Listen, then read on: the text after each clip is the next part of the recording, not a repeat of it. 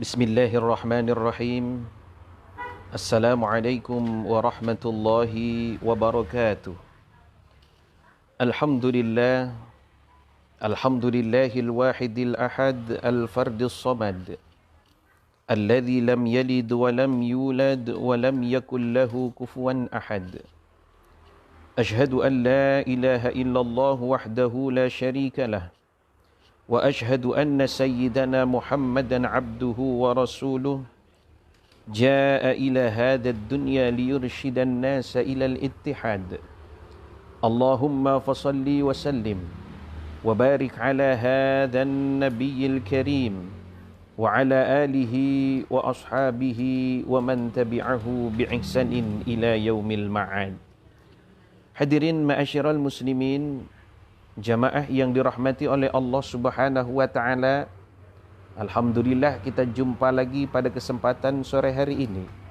Mudah-mudahan puasa kita pada hari ini diberikan kemudahan, kekuatan oleh Allah Subhanahu wa taala dan diterima serta mendapatkan ganjaran dari Allah Subhanahu wa taala. Kita sambung kembali kajian kita pada hari yang lalu.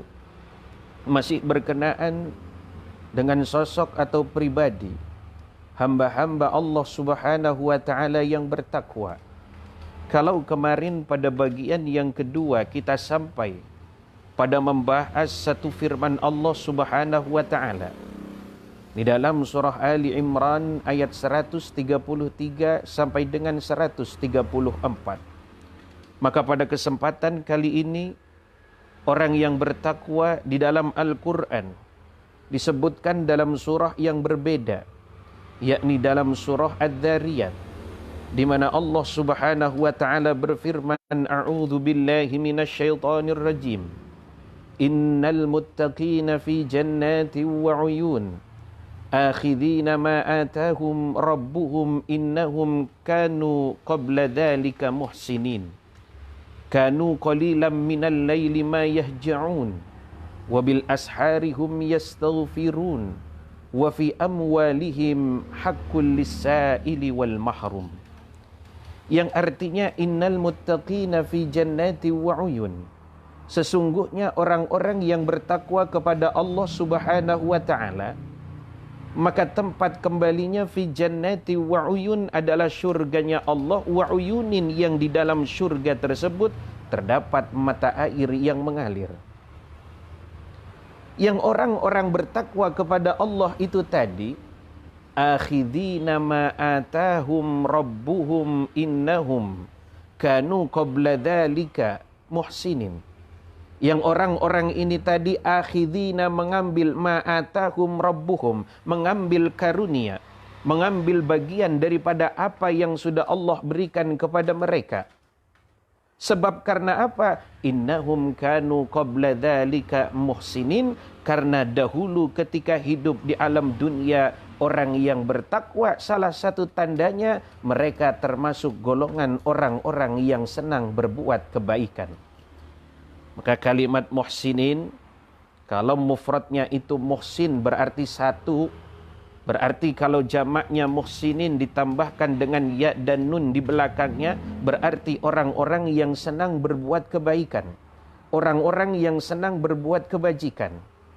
Tentu dalam makna kebaikan luas. Kebajikan dalam artian yang umum, kita bisa sebut apa saja kebaikannya. Tapi dalam surah Adz-Dzariyat pada kesempatan kali ini, yang dimaksud dengan kanu qabla dzalika muhsinin, mereka senang, orang-orang yang senang berbuat kebaikan, baik itu hubungannya kepada Allah ataupun hubungannya kepada sesama manusia. Apa di antaranya?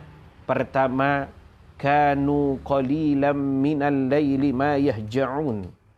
Orang yang bertakwa, yang mereka senang berbuat kebaikan, salah satunya adalah kanu qalilan minal laili ma yahja'un, sedikit tidurnya di kala malam.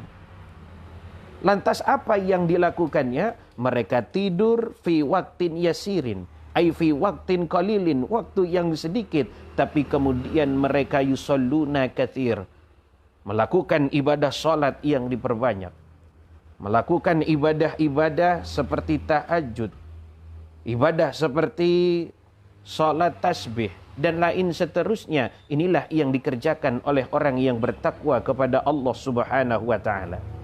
Persis perilaku para orang-orang terdahulu, para aulia illah, ulama-ulama Allah, para orang-orang arifin yang mereka mengambil bagian daripada malamnya hanya sekedar untuk menunaikan hak daripada anggota tubuhnya. Mata punya haknya, kapan saatnya dia harus dimeremkan, kapan saatnya dia harus ditidurkan, tapi kemudian dia bangun untuk menunaikan ibadah kepada Allah Subhanahu wa taala. Yang kedua, wabil ashari hum yastaghfirun, dan pada saat waktu sahur hum yastaghfirun, mereka meminta ampun kepada Allah Subhanahu wa taala. Mereka beristighfar kepada Allah dengan sebanyak-banyak istighfar.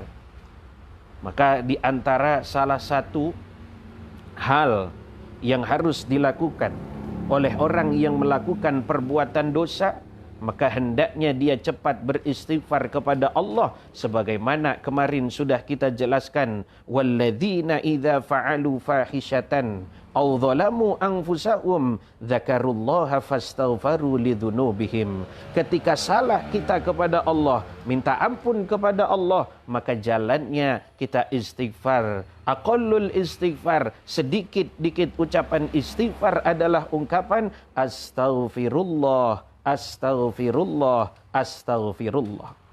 Nabi kita Muhammad sallallahu alaihi wasallam, akraman nasi khuluqan wa khuluqa, sebaik-baik manusia, sebagus-bagus orang yang memiliki akhlak, dosanya sudah diampuni, jaminannya syurga. Tapi lihat dalam sebuah riwayat bagaimana Sayyidah Aisyah sampai bertanya-tanya kepada baginda Nabi, ya Rasul, saya heran, dosa sudah diampuni, jaminan syurga, akhlaknya paling bagus, tapi kenapa kalau ibadah seakan-akan seperti orang yang masih mau masuk ke dalam neraka? Apa jawab Nabi kita Muhammad sallallahu alaihi wasallam, duhai Aisyah, afala tuhibbu an akuna abdan syakura? Apakah enggak boleh Aisyah kalau aku suamimu Muhammad jadi hamba Allah yang bersyukur kepada Allah Subhanahu wa taala? Nabi ibadah tahapannya sudah sampai tahapan syukur. Kita ini kadang ibadah tahapannya masih hanya sekedar menggugurkan kewajiban. Asal sudah salat, ya sudah dianggap sudah selesai. Sehingga mulai dari wudunya jangan-jangan banyak kelirunya. Kalau dari wudhu sudah banyak kelirunya, maka solatnya pun boleh jadi akan terjadi banyak kekeliruan pada solat yang dia kerjakan. Jadi wabil asharihum yastaghfirun. Apalagi kita sekarang dalam momentum bulan Ramadan, yang kita bangun menunaikan ibadah sahur, maka jangan hanya sahurnya, jangan hanya makannya, tapi juga yang harus kita kerjakan selesai sahur. Boleh duduk depan televisi, tapi hati dan juga lisan jangan lepas daripada istighfar kepada Allah, jangan lepas daripada meminta ampun kepada Allah Subhanahu wa taala. Hadirin ma'asyiral muslimin rahimakumullah. Yang berikutnya, wa fi amwalihim haqqul lis-sa'ili wal mahrum. Mereka sadar orang yang bertakwa, mereka sadar orang yang senang berbuat kebajikan, bahwa apa? Wa fi amwalihim, pada harta mereka terdapat hak-hak pada orang yang meminta ataupun orang yang tidak meminta. Jadi tipikal orang ini ada dua. Ada yang sebab kesulitannya sehingga dia sampai meminta-minta atau meminta pertolongan. Ada orang yang dia sedang kesulitan, tapi sebab karena menahan dirinya, menahan kehormatannya, atau sebab karena merasa malu untuk meminta, akhirnya dia tidak meminta. Dia menahan saja. Maka tipikal manusia itu ya ada yang senangnya minta-minta, dikit-dikit minta, susah dikit minta, atau bahkan kadang-kadang dijadikan sebagai sebuah profesi. Meminta-minta dijadikan sebuah pekerjaan. Yang padahal Nabi kita Muhammad sallallahu alaihi wasallam sabdakan, al yadul ulya khairum min yadis sufla. tangan di atas jauh lebih baik daripada tangan yang di bawah. Artinya orang yang memberi jauh lebih baik daripada yang menerima. Tapi tentu tidak selamanya orang yang menerima itu jelek. Boleh jadi satu waktu orang yang menerima sesekali merasakan untuk bisa memberi. Atau sebaliknya, orang yang biasa memberi, ya sesekali boleh jugalah untuk menerima pemberian daripada orang-orang yang lainnya. Agar apa? Agar yang memberi tidak kemudian timbul rasa sombongnya. Kenapa? Sebab satu waktu dia menerima, oh ini rasanya daripada menerima. Hadirin yang dirahmati oleh Allah Subhanahu wa taala, inilah pertemuan pada sore hari ini menjelang daripada berbuka puasa yang sebentar lagi akan kita langsungkan, yang akan kita kerjakan tentu dengan menu masing-masing yang terdapat di rumahnya. Apapun menunya, yang penting ketika berbuka puasa jangan lupa untuk berdoa kepada Allah dan berbagi terhadap sesama. Mudah-mudahan kita semua diberikan kesehatan oleh Allah, diberikan kekuatan iman, kekuatan Islam untuk bisa menunaikan ibadah Ramadan tahun ini dengan sebaik-baiknya ibadah. Kita tutup dengan berdoa kepada Allah ala hadhihi niyyah wa ala kulli niyatin salihah wa ila hadratin nabiyil mustafa. Al-Fatihah. A'udzu billahi minasyaitonir rajim. Bismillahirrahmanirrahim. Alhamdulillahi rabbil alamin. Ar-Rahmanir Rahim. Maliki yaumiddin. Iyyaka na'budu wa iyyaka nasta'in. Ihdinas siratal mustaqim. Siratal ladzina an'amta 'alaihim ghairil maghdubi 'alaihim waladdallin. Amin. Allahumma bihaqqil Fatihah wa bisirril Fatihah wa bimu'jizatil Fatihah wa bikaramatil Fatihah wa bijahi man unzila 'alaihi al-Fatihah. Ya farijal hammi wa ya kashifal gham, ya man li 'abdihi yaghfir wa yarham, ya dafi'al bala ya Allah, ya dafi'al bala ya Rahman. Allahumma irfa' 'annal ghala wal bala wal wabah wa suyufal mukhtalifata wasyada'ida wal mihan min baladina hadha wa min sairil buldan innaka ala kulli syai'in qadir. Wa sallallahu ala sayyidina Muhammadin nabiyil ummi wa ala alihi wa sahbihi wa sallam. Subhanaka rabbika rabbil izzati amma yasifun wa salamun alal mursalin walhamdulillahi rabbil alamin. Selamat berbuka puasa. Hadanallah wa iyyakum ajma'in. Billahi taufiq wal hidayah. Wallahul muwafiq ila aqwamit thariq. Assalamualaikum warahmatullahi wabarakatuh.